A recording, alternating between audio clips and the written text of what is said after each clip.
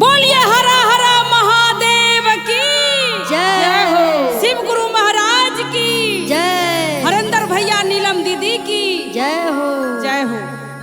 धन्य है हम सभी मनुष्य जो साहिब हरिंद्रानंद 3 सूत्र लाके माँ नीलम को बताए और माँ नीलम दीदी हम सभी जन जन को पहुँचाए हैं।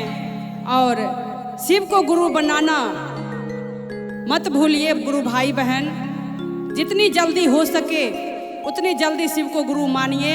अगर नहीं मान रहे हैं तो बहुत लेट कर रहे हैं।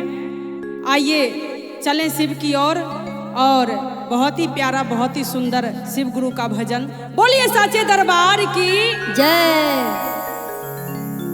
केकरा लागिया हो शिव गुरु मान